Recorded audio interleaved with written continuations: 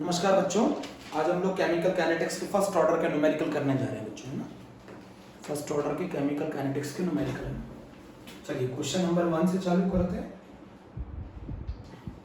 Question है, एक first order reaction है जिसका K दे रखा है 2 × 10⁴ पर सेकेंड। पूछ रहा है कितना टाइम लगेगा 800 मोल पर डेकामीटर क्यूब से 50 मोल पर डेकामीटर क्यूब रह जाने में। क्वेश्चन लिख दिया, जी का क्वेश्चन है। क्वेश्चन लिखा, एक फर्स्ट ऑर्डर रिएक्शन है। कैसे मालूम चला फर्स्ट ऑर्डर रिएक्शन है? पर सेकंड से K की वैल्यू दे रखी है। पूछ रहा है कितना टाइम लगेगा 800 से 50 मोल पर डेकामीटर क्यूब। एक तरीका तो है फॉर्मूला। चलो फर्स्ट मेथड देख लेते हैं। फर्स्ट मेथड है फॉर्मूला। फर्स्ट ऑर्डर का फॉर्मूला क्या होता है? T बराबर 2.303 by K log C0 by Ct। एक तरीका तो ये है, टाइम निकालना है। 2.303 बाई K की वैल्यू कितनी दे रखी है? 2 × 10⁴। इनिशियल कितना है? 800। रिमेनिंग कितना है? 50। ये आ जाएगा 16 आ जाएगा। तो T बराबर आ गया 2.303 log 2⁴ लिख लो। 16 को K को लिख दो 2 × 10⁴। 16 को लिख सकते हैं ना, 2.303। 4 आगे आ जाएगा। 4 2.303 अपॉन 2 × 10⁴ log 2। बोलो बच्चों, 2.303 log 2 की वैल्यू कितनी होती है बच्चों? सभी को मालूम है 0.693। तो ये बचा 2 × 0.693 × 10⁻⁻4। तो आंसर आ गया 1.386 × 10⁻⁻4 सेकेंड है ना। ये टाइम आ जाएगा। एक तरीका तो ये है, मुझे लॉन्ग कट लगता है। अच्छा एक चीज बताओ, सेकंड मेथड करते हैं। सेकंड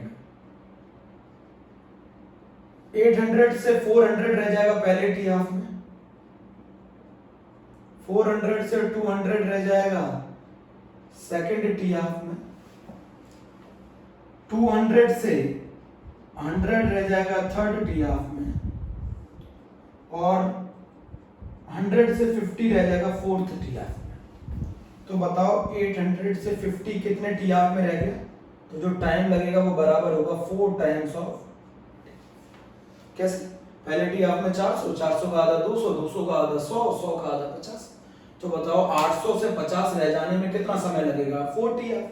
1 2 3 4 1 2 3 4 4 टी हाफ लगेगा ना। तो आंसर बताओ क्या आ जाएगा? तो टाइम बराबर आ जाएगा 4 × टी हाफ। टी हाफ का फॉर्मूला क्या होता है? 0.693 बाई K। 4 × 0.693 K की वैल्यू बताओ। 2 × 10⁴ आंसर आ गया 1.386 × 10⁻⁻4 सेकेंड। चेक करो बच्चों, सही है। पहला क्वेश्चन हो गया आप लोगों का कंप्लीट। एक फर्स्ट ऑर्डर रिएक्शन है जिसका K दे रखा था 2 × 10⁴ पर सेकेंड। हमसे क्वेश्चन पूछ रहा है बताओ कितना टाइम लगेगा 800 मोल पर डेकामीटर क्यूब से 50 मोल पर डेकामीटर क्यूब रह जाने में। इजी क्वेश्चन था, जी में आया हुआ क्वेश्चन है। आप लोग आराम से कर लीजिए, नोट कर लीजिए तरीके से। पहले नोट कर लो आराम से, दोनों मेथड देख लो। ये फॉर्मूला वाला मेथड है बच्चों, T = 2.303 by K log C0 by Ct।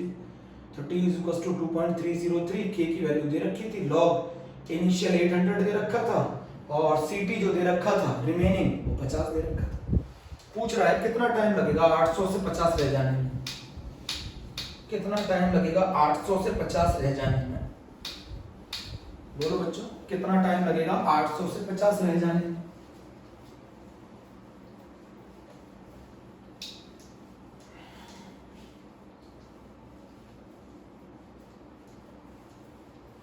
Question number 2 कर रहे हैं। क्वेश्चन नंबर 2 कर रहे हैं।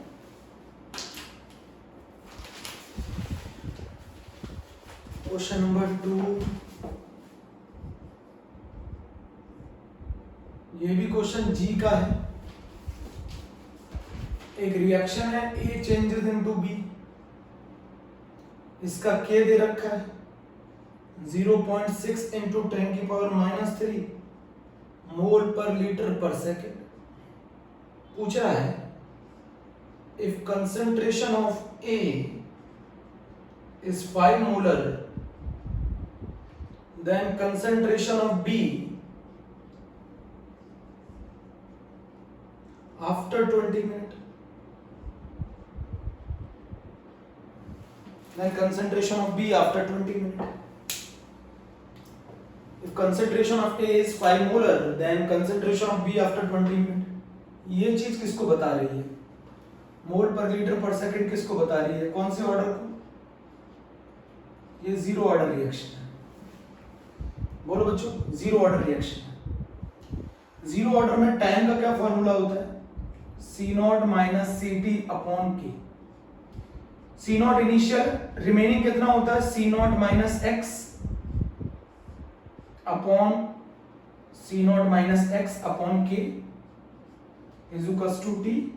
तो ये आ जाता है x बरा upon K is equals to T। तो प्रोडक्ट कितना बनता है? x is equals to KT। Product कितना बनता है? x is equals to KT।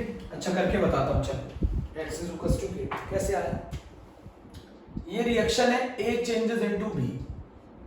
इसका इनिशियल C0 इस समय 0, T0 पर, T टाइम पर ये बनेगा C0 माइनस एक्स, ये बनेगा x। इस C0 माइनस एक्स को ही तो कहते हैं रिमेनिंग CT। T टाइम के बाद कितना A रह जाएगा? C0 minus x. तो हमारा टाइम का फॉर्मूला होता है C0 minus CT upon K। C0 CT क्या होता है? C0 माइनस एक्स, तो x मालूम चल जाएगा। तो प्रोडक्ट कितना बनेगा? x is equals to product बनेगा KT। x is equals to KT। बोलो बच्चों, x is equals to KT। बच्चों t is equals to C0 minus CT by K। C0 CT कितना बचा रह जाता है t टाइम के बाद? C0 minus x। तो x कितना बनेगा? x ही तो प्रोडक्ट है। प्रोडक्ट कितना बन रहा है? KT। करो सॉल्यूशन करो। तो प्रोडक्ट कितना बनेगा? b का अमाउंट कितना होगा? x is equals to KT। x k की वैल्यू कितनी दे रखी है? 0.6 into 10⁻³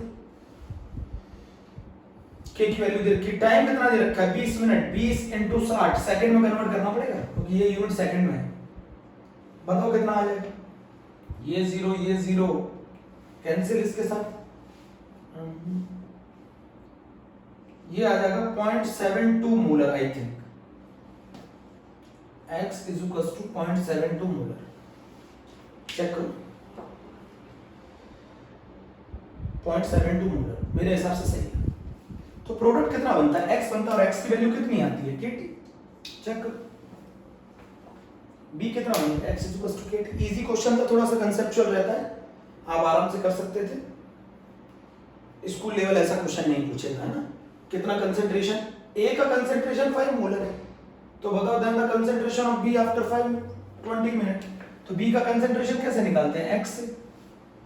x is equals to KT। x is equals to KT। x is equals to KT। तो x is equals to 0.6 into 10⁻³ into 20 into 60 0.72 molar. बोलो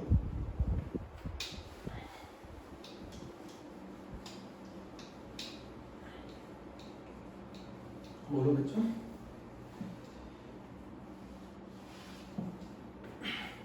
कर लिया note? बोलो बच्चों, कर लिया नोट? एक और तरीके से भी कर सकते थे। चलो मैं एक और चीज बताता हूं, एक और मेथड निकाल लेते हैं। टाइम बराबर कितना है? 20 minute. t is equals to 60। c0 कितना है? 5। ct निकालना डिवाइडेड बाय k। k की वैल्यू कितनी है? 0.6 into 10⁻³ बोलो बच्चों, 5 माइनस ct ऐसे भी तो निकाल सकते हैं। तो 20 into 60 बोलो कितना आ जाएगा? ये आ जाएगा 0.72 मोलर। 0.72 मोलर बराबर 5 माइनस ct। तो ct बराबर कितना आ गया? बोलो कितना बचा रह गया? 4.28 मोलर बचा रह गया, इतना रिमेनिंग है। लिया कितना था, इनिशियल कितना है, C0 5 मोलर। तो बताओ कितना खत्म हो गया, जितना खत्म होगा उतना ही तो प्रोडक्ट बनेगा। तो खत्म कितना हो गया, प्रोडक्ट कितना बनेगा, प्रोडक्ट कितना बना, इनिशियल में से रिमेनिंग माइनस कर दो, C0 में से CT माइनस कर दो। तो C0 कितना हो गया बोलो 5 और CT कितना हो गया 4. बोलो बच्चों 4.28 सॉरी, तो ये आ गया 0.72 मोलर। आप ऐसे भी कर सकते थे, CT निकाल लिया, बचा हुआ है CT, क्या है बच्चों, बचा हुआ CT। इनिशियल में से CT को माइनस कर दो तो पता चल जाएगा कितना खत्म हो गया, जितना खत्म हो गया उतना ही तो प्रोडक्ट है। ऐसे भी कर सकते थे डायरेक्ट। मैंने दोनों मेथड कर दिया, आप नोट कर लो, दोनों मेथड नोट कर लो।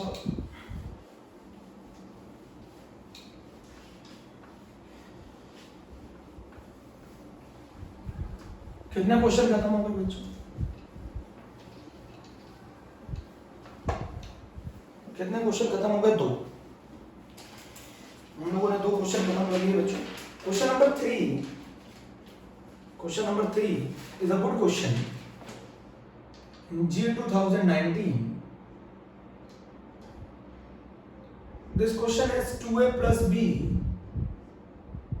is changes into product. यहाँ A का कंसेंट्रेशन दे रखा था, B का कंसेंट्रेशन दे रखा था, रेट दे रखा था। A का कंसेंट्रेशन 0.2 मोलर, ठीक है। B का कंसेंट्रेशन 0.2, 0.25, 0.3। ये 6.93 इंटू 10 की पावर -3, 6.93 इंटू 10 की पावर -3, और ये 1.386 इंटू 10 की पावर -2 मोलर पर मिनट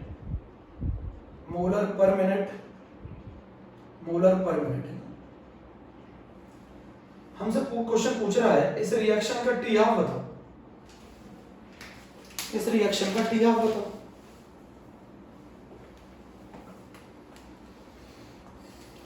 क्वेश्चन सुनो, टी हाफ पूछ रहा है।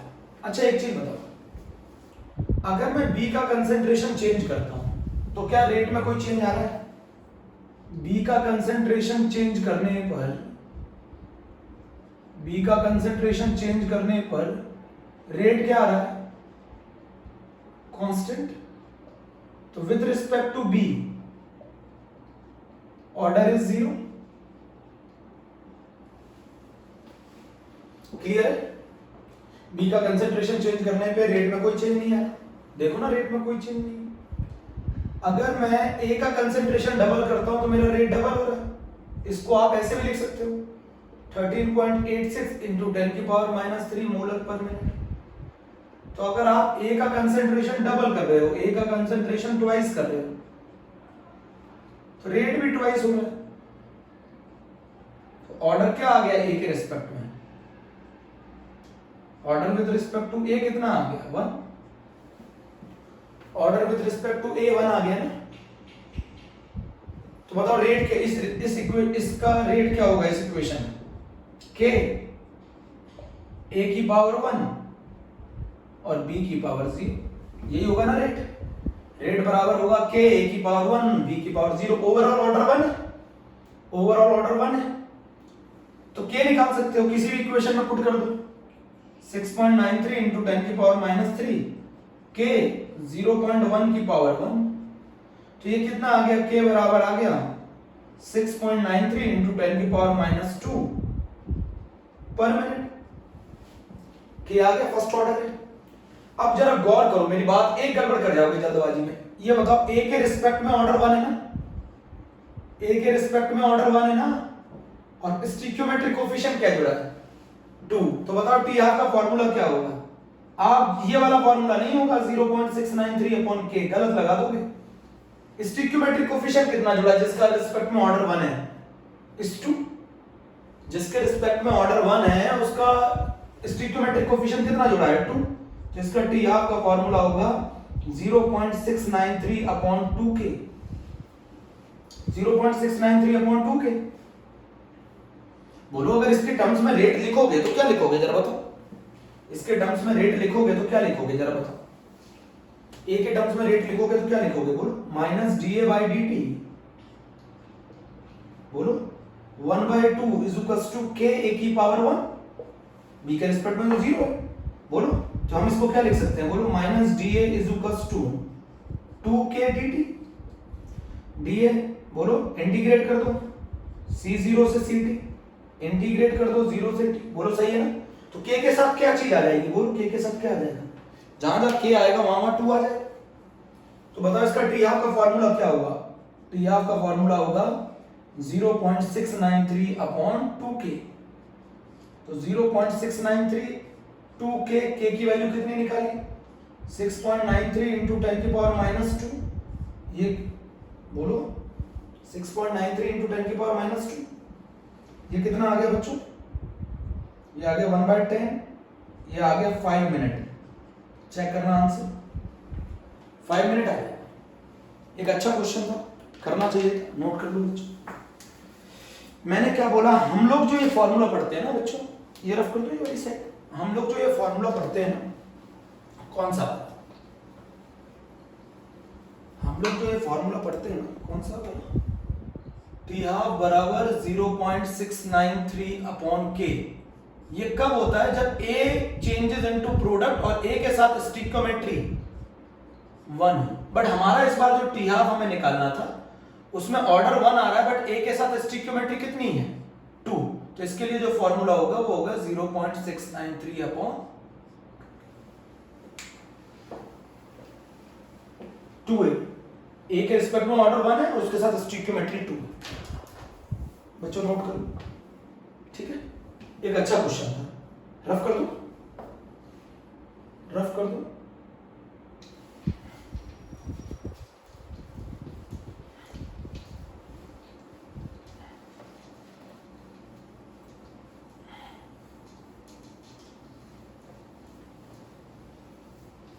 जिस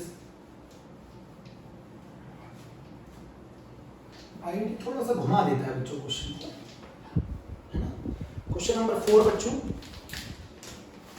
बच्चों क्वेश्चन अच्छा है, एडवांस का क्वेश्चन है, जी का, जी एडवांस का क्वेश्चन है।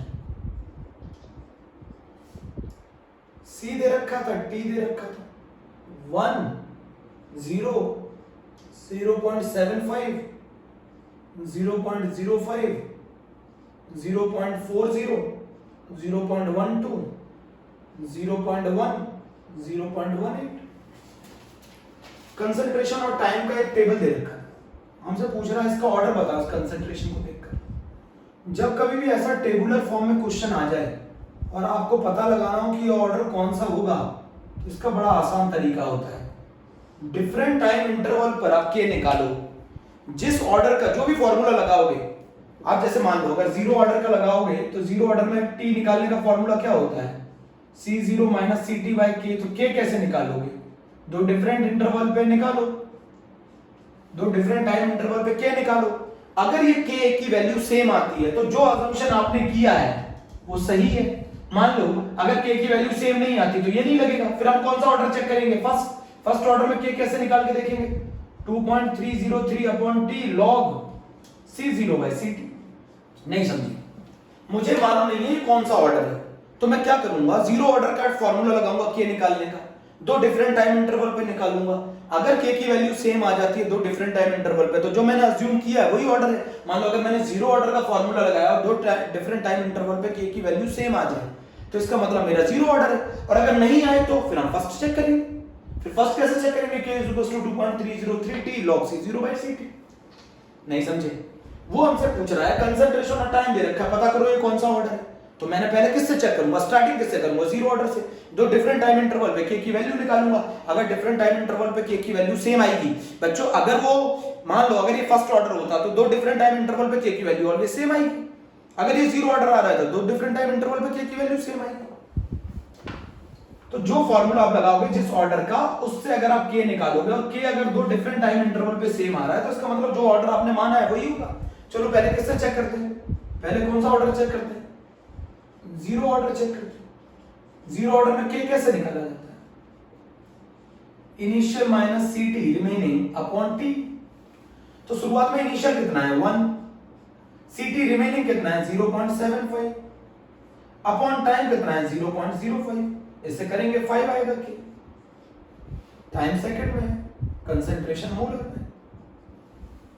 के की वैल्यू 5 आ गई पहले टाइम इंटरवल में। अच्छा अब सेकंड में निकालो के की वैल्यू, ये फर्स्ट में मान लेते हैं, अब के की वैल्यू सेकंड के लिए निकालो। तो अच्छा अगले वाले के लिए इसको इनिशियल मान लेते हैं, इसको रिमेनिंग। अगला वाला इनिशियल कितना हो जाएगा 0.75, रिमेनिंग कितना हो जाएगा 0.40 डिवाइडेड बाय 0.12 माइनस 0.05।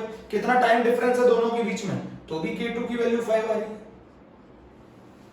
तो आपने तो ये अज्यूम किया ये हो सकता है जीरो ऑर्डर है, मैं चेक करूंगा ना जीरो ऑर्डर का फार्मूला लगाकर दो डिफरेंट टाइम इंटरवल पे k निकाल के चेक करूंगा, k चेक कर रहा हूं, सेकंड निकाल लिया। अच्छा k3 क्या होगा, थर्ड k कितना होगा, ये इनिशियल मान लो, ये इनिशियल हो जाएगा ना फिर, और ये रिमेनिंग, तो कितना हो जाएगा 0.40 माइनस 0.10 डिवाइडेड बाय 0.18 माइनस 0.12, तो ये आ जाएगा आपका 5।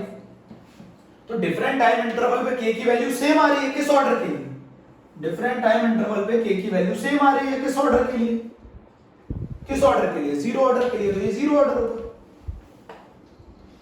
अगर मान लो जीरो ये सेम नहीं आती तो हम फिर कौन सा ऑर्डर चेक करते, ये जीरो ऑर्डर। अगर ये सेम नहीं आती तो हम चेक करते ऑर्डर वन। ऐसा क्वेश्चन आता है सीबीएसई में, वो बोल देगा आप पता करो ये फर्स्ट ऑर्डर रिएक्शन है, तो क्या करोगे, k की वैल्यू निकालोगे, दो डिफरेंट टाइम इंटरवल पे ऑलवेज सेम आएगी। अगर k की वैल्यू दो डिफरेंट टाइम इंटरवल पे सेम आती है तो ये आपने जो ऑर्डर अज्यूम किया है, जिसका फॉर्मूला आपने लगाया है वही होगा। इंपॉर्टेंट क्वेश्चन है बच्चों, रफ कर दो, दो डिफरेंट टाइम इंटरवल पे k की वैल्यू निकाल के देख लो, अगर सेम आती है तो जो आपने फॉर्मूला लगाया है वही ऑर्डर होगा, और अगर नहीं आती है तो फिर दूसरा ऑर्डर चेक करो, नहीं आती है तो फिर दूसरा ऑर्डर चेक करो। बोलो बच्चों, फिर आप दूसरा ऑर्डर चेक करो अगर वो नहीं आती है तो। अगला क्वेश्चन ये भी जी एडवांस का है, P plus Q changes into product.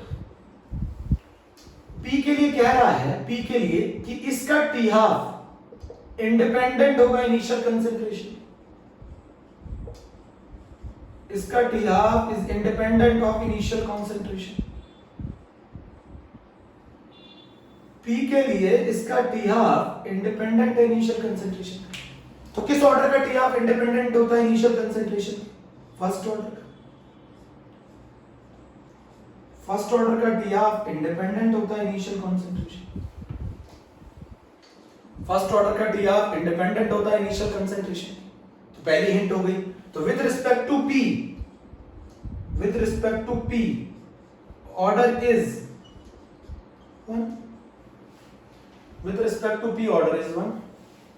Q के लिए हिंट दे रखी है कि Q का कंसेंट्रेशन वर्सेस टाइम का ग्राफ ये आ रहा है,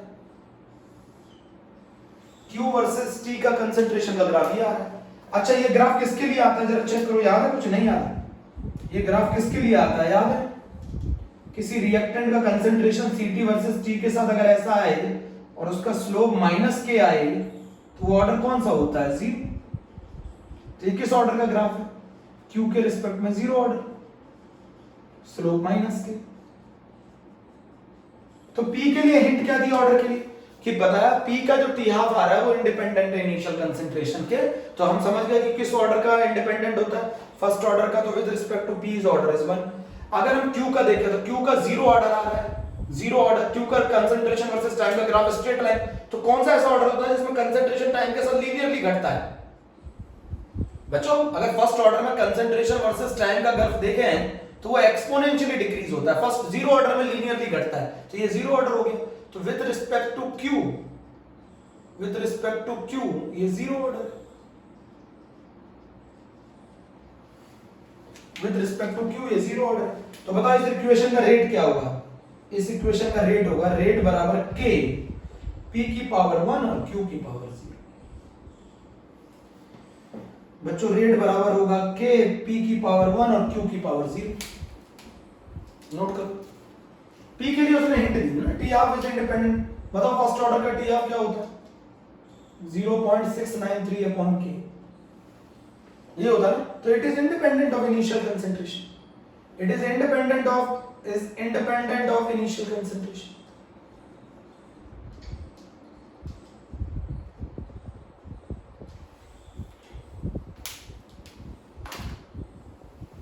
बोलो बच्चों जल्दी करो।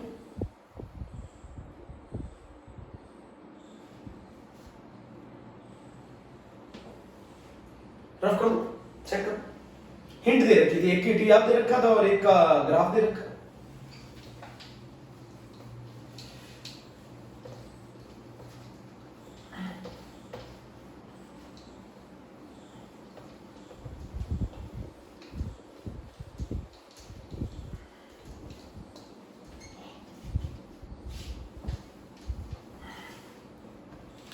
अब बच्चों मेरी बात समझना, हम लोगों ने फॉर्मूले पढ़े थे। अच्छा ये बताओ, हम लोगों ने स्कूल लेवल के फर्स्ट ऑर्डर के लिए पढ़ा था a changes into product. First order के लिए क्या क्या फॉर्मूला पढ़ा था? फर्स्ट ऑर्डर के लिए क्या फॉर्मूला पढ़ा था? पहला के, फर्स्ट ऑर्डर के लिए क्या क्या फॉर्मूला पढ़ा था? तो time is equals to 1 by k ln c not by ct। एक तो ये फॉर्मूला पढ़ा था। दूसरा क्या पढ़ा था? टाइम बराबर 2.303 बाय के log base 10 c0 by ct। तीसरा फॉर्मूला क्या पढ़ा था? t हाफ और t 50% is equals to 0.693 upon k. दूसरा फॉर्मूला पढ़ा था, अगर रिएक्शन 3/4 कंज्यूम हो जाती है, 3/4 कंप्लीट हो जाती है, या t 75% कंप्लीट हो जाती है, तो it is 2 times of t 50% और t हाफ। अगर रिएक्शन 7/8 कंप्लीट हो जाती है और 87.5 कंप्लीट हो जाती है, तो it is 3 times of t half. अगर रिएक्शन 90% कंप्लीट हो जाती है, तो उसमें लगने वाला समय 3.3 टाइम्स ऑफ t हाफ।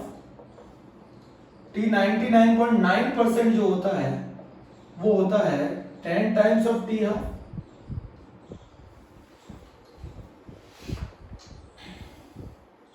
बोलो कुछ।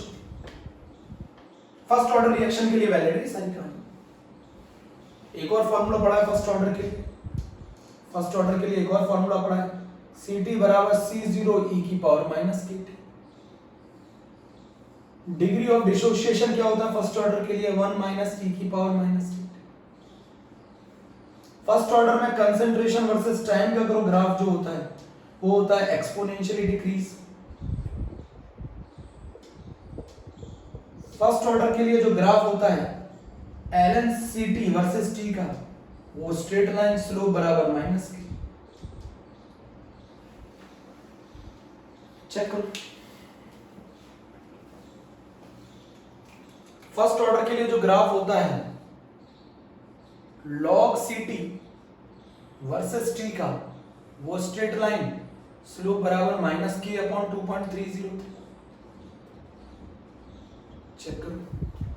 तो t is equals to 1 by k ln c not by ct। t is equals to 2.303 k log 10 c0 by ct। t half और t 50% 0.693 बाय k। ये पूरा ग्राफ का मैंने बता दिया, आप नोट करो, स्क्रीनशॉट ले लो। इसमें ये कंपटीशन में, ये बच्चों कंपटीशन में, ये कंपटीशन में, ये सीबीएसई में, ये भी सीबीएसई में, यहां लिख दो, ये भी सीबीएसई में, ये भी सीबीएसई में, ये भी सीबीएसई में, सीबीएसई में, सीबीएसई में,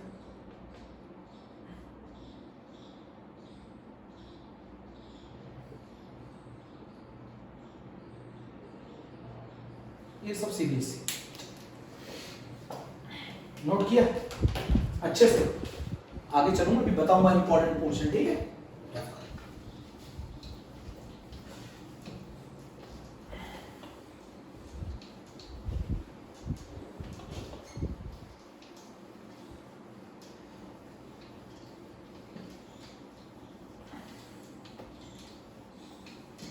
बच्चों एक क्वेश्चन दे रखा था,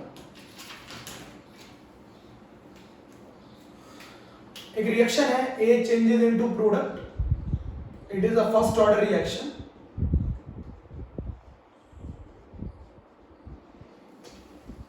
एक रिएक्शन है A changes into product, एक फर्स्ट ऑर्डर रिएक्शन है. अगर ना दे रखा हो तो हम यही मानेंगे A changes into product ना, एक फर्स्ट ऑर्डर रिएक्शन है. इसका टी हाफ जो दे रखा है वो दे रखा है 6.93 मिनट. हमसे पूछ रहा है कितना टाइम लगेगा अगर 99% रिएक्शन कंप्लीट हो जाए. बताओ कितना टाइम लगेगा अगर हमारी रिएक्शन 99% कंप्लीट हो जाती है. How much time it required to complete 99% reaction.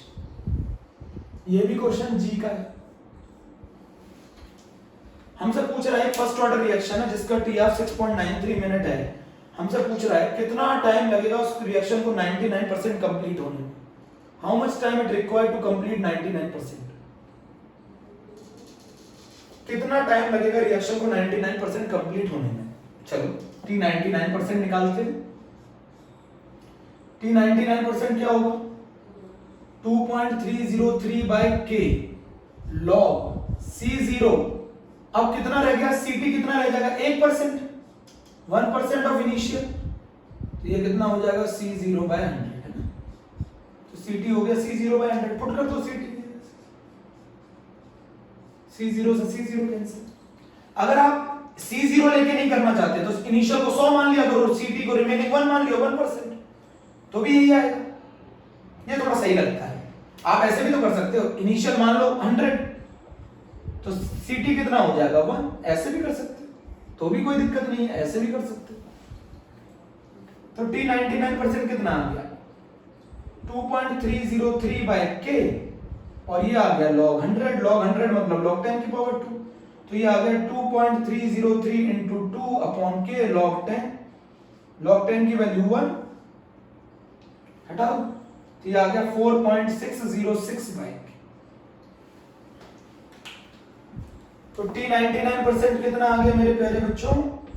T 99% आ गया 4.606 by k. तो T 99% मैंने निकाल लिया 4.606 by k. अब मुझे k कैसे मिलेगा T ऑफ से. तो T ऑफ कितना दे रखा था 0.693 by k. k निकालो 0.693 अपॉन 6.93. ये आ गया 1/10. k की वैल्यू आ गई 1/10. k की वैल्यू आ गई 1/10. उठा के यहां पुट कर दो तो ये आ गया 4.606 अपॉन 1/10. आंसर आ गया 46.06 मिनट. तो 99% रिएक्शन कंप्लीट होने में कितना टाइम लगेगा 46.06 मिनट लगेंगे. नोट करो. अच्छा क्वेश्चन, अच्छा क्वेश्चन करो.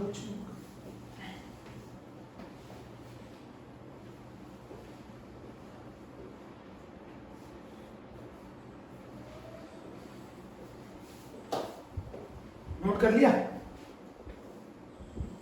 46.06 मिनट आएगा है ना. नोट कर लिया. रफ कर दो, रफ कर दो. पूछ रहा था फर्स्ट ऑर्डर रिएक्शन है जिसका टीएफ 6.93 मिनट है. तो बताओ कितना टाइम लगेगा 99% रिएक्शन को कंप्लीट होने. आसान है. T99 निकाल लिया 4.606 by k और T99 4.606 by k आया और k निकाल लिया टी ऑफ से. टी ऑफ हमें दे रखा, टी ऑफ हमें दे रखा.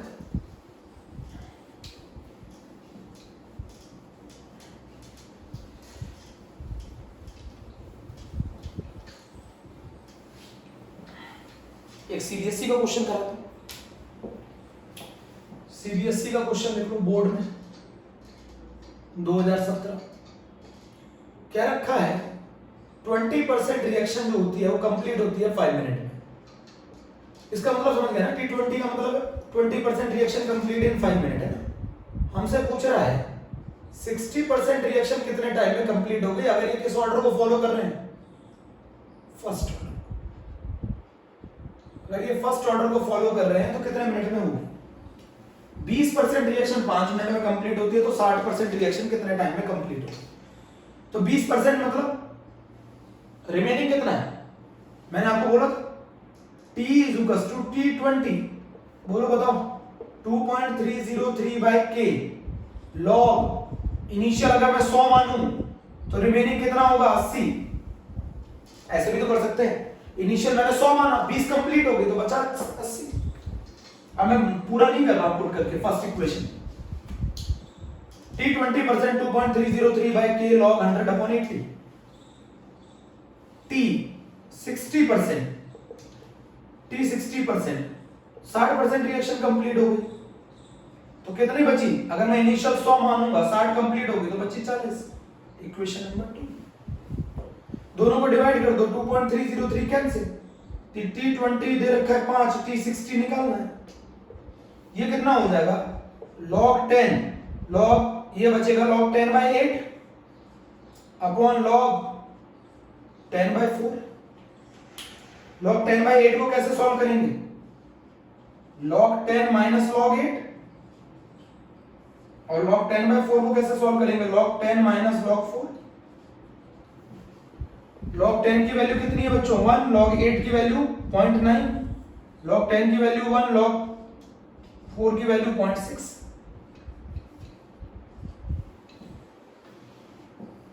Five by t 60 is equals to 1 minus 0.9, 1 minus 0.6. This is 0.1, this is 0.4, this is 1 by 4. Solve कर दिया मैंने। 5 by t 60 is equals to 1 by 4। तो 60% रिएक्शन कंप्लीट होने में जो समय लगेगा वो लगेगा 20 मिनट। इजी क्वेश्चन, कुछ नहीं है बच्चों, कैलकुलेशन का कंसेप्ट था, आप कर लो। नोट करो जल्दी बच्चों, जल्दी नोट करो।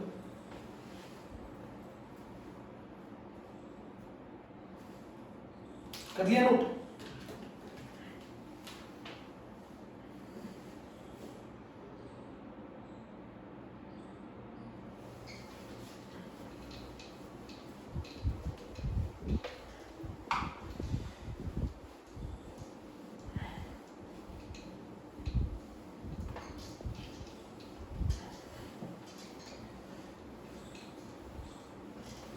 एक और क्वेश्चन है, फर्स्ट ऑर्डर रिएक्शन है, फर्स्ट ऑर्डर रिएक्शन है, 25% कंप्लीट होता है 20 मिनट में, तो बताओ 75% कितने टाइम में कंप्लीट हो? 2018 CBSE 2018 फर्स्ट ऑर्डर रिएक्शन है, 25% 20 मिनट में कंप्लीट होता है, तो बताओ 75% कितने टाइम में कंप्लीट होगा? करूं बच्चों? 25% का क्या मतलब है? 25% रिएक्शन हो चुकी, रिमेनिंग कितनी होगी? 2.303 upon k log 100 upon 75। t 75% क्या होगा? 2.303 अपॉन k log 100 अपॉन 25, दोनों को डिवाइड करो, ये cancel, t 25% upon t 75% is equals to log, बोलो 4/3 डिवाइडेड बाय log 4। log 4/3 का मतलब है log 4 minus log 3 upon log 4। log 4 की वैल्यू 0.6, log 3 की वैल्यू 0.48 और इसकी वैल्यू 0.6। कितना आ गया ये आ गया 0.12 डिवाइडेड बाय 0.6, 1/5, 1/5 आएगा। तो t 25% upon t 75% is equals to 1/5। 25% कितना दे रखा है? 20 upon t 75% is equals to 1/5। t 75% is equals to 100 minute.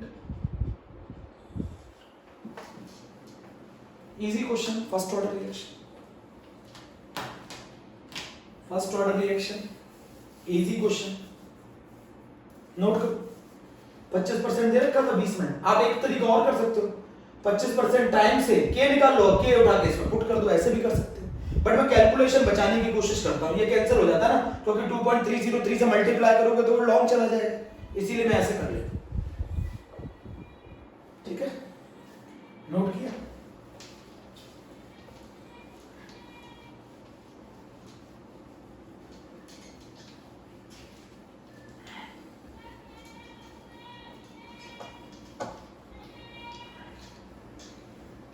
एक और क्वेश्चन कर लेते हैं बच्चों, एक और question.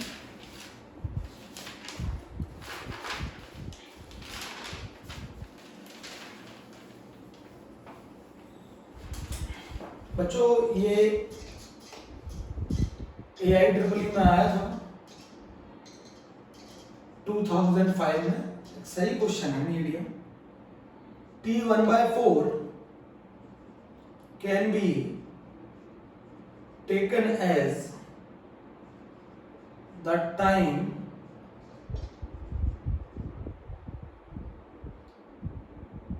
taken. T1/4 can be taken as the time taken for the concentration of reactant to drop to 3/4 of its initial value. Drop to 3/4 of its initial value.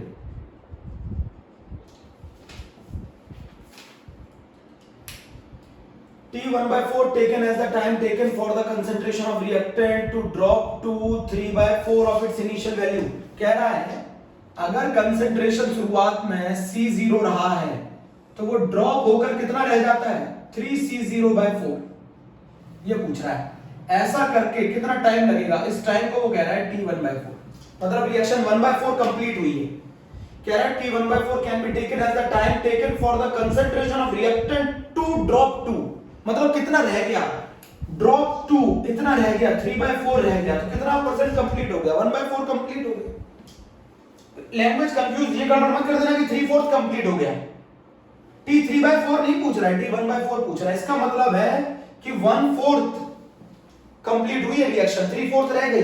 तो अगर कंसेंट्रेशन ड्रॉप रहकर कितना रह जाए, 3/4 रह जाए इनिशियल का, तो वो टाइम निकालो। तो T की जगह अगर आप T1/4 रखोगे तो फिर Ct की जगह आप C0/4 रखोगे, 3C0/4। T की जगह अगर आप T1/4 रखोगे तो Ct कितना रह जाएगा, इतना। इसका मतलब इतना 1/4 रिएक्शन कंप्लीट हो गई। तो फिर बची कितनी, 3/4 ऑफ इनिशियल। तो हम निकालो टाइम, T की जगह पर रखा 1/4, 2.303/K log C0, Ct कितना है 3C0/4। कंसेंट्रेशन ड्रॉप हो गई तो ये तो हो गया C0 इनिशियल, ये हो गया Ct, और जितने टाइम में हुआ उस टाइम को ये बोल रहे हैं T1/4। तो बताओ क्या हो जाएगा, ये C0 कैंसिल, तो 2.303/K log 4/3, तो 2.303/K log 4 की वैल्यू 0.6, log 3 की वैल्यू 0.48, इसको मल्टीप्लाई करोगे ये आएगा 0.29/K आंसर। ये एक्सप्रेशन पूछा था, ये एक्सप्रेशन पूछा था। लैंग्वेज से कंफ्यूज मत होना, ड्रॉप टू इतना रह जाता है 3/4, तो कितना कंप्लीट हो जाता है 1/4। बच्चों आज के लिए इतना बहुत है। Okay, thank you.